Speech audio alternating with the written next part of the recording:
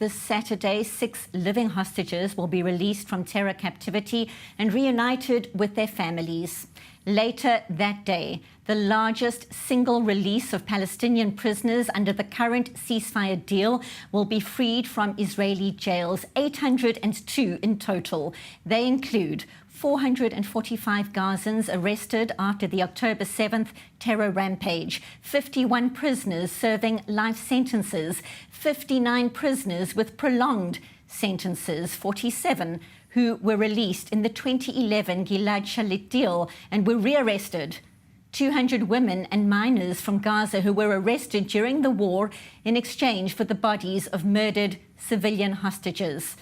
Now, the most notorious Hamas terrorists on this list include Abdul Nasser Issa, responsible for planning numerous suicide attacks, Othman Bilal, a senior Hamas figure, sentenced to 27 life sentences for a series of fatal terror attacks, Ammar al-Zaben, a senior commander in the Hamas military wing, who had been given 27 life sentences and 25 years in prison. He was responsible for the murder of 27 Israelis. 108 of the released prisoners will be deported to other countries. Their first stop will be Egypt.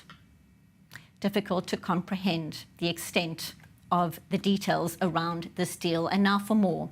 We welcome Hillel Fuld, a tech columnist and startup advisor and the brother of Ari Fuld, who was murdered by a Palestinian terrorist in the Gush Etzion junction back in 2018.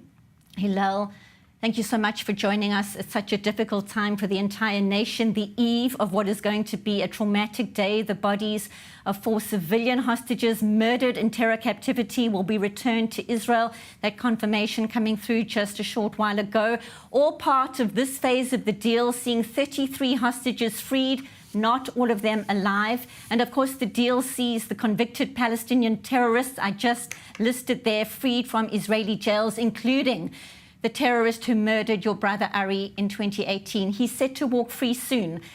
Cannot imagine the range of emotions right now. What are you feeling right now? You know, on a personal level, there's no sugarcoating it. It's devastating. It's painful. It's a punch to the gut. But on a national level, we have to do whatever we have to do, whatever we can do to bring back our hostages. We have to reunite these families with their loved ones. And we have to bring back the bodies so that they can be buried in dignity. That's pillars of Judaism, and there's no avoiding that. It's, what we have to do right now. It's what's on the table. It's a horrible deal, but it's also a beautiful deal because this speaks volumes to the value system of the Jewish people. We do everything to bring our people back.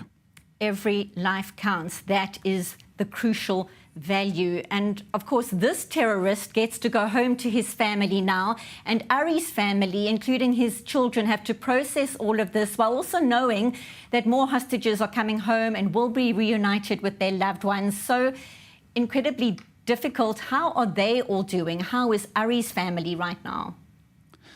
Ari's family are a bunch of heroes. His wife's a hero, his kids are a hero, my parents are heroes, and strong family. We all, we feel the pain, but we also recognize that these families deserve to be reunited, and it's a dissonance that many of us experience, in this conflict as a whole. It's these conflicted emotions, and this deal is just another example of that. But seeing those families reunited is one of the most emotional and beautiful things I've ever witnessed. And at the same time, it's terribly painful to imagine this terrorist who took my brother walking freely.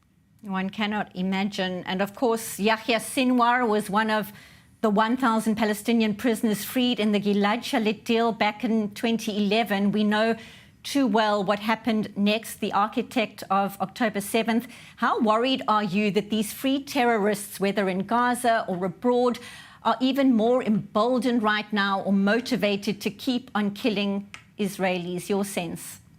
Well, there's no question. I mean, these people are deeply indoctrinated from age 0 to try to murder as many Jews as possible, and that's not going anywhere. I think I can't depend or hope that they won't return to terror. I do depend on our leadership and our security forces to make sure to try to prevent that. And I want to believe we learned our lesson from the Shalit deal and from October 7th, and I hope and pray we took precautions, knowing full well that as soon as they get out of Israeli prisons, they're going to return to terror. My understanding is that the terrorist who murdered my brother is going to be exiled, deported from Israel. I don't have exact confirmation as to where, but, again, we're working under the assumption that they're going back to terror. That's the assumption, and that's probably what's going to happen. And we're just going to have to do our part to make sure that these people we're releasing now are not going to murder more Jews.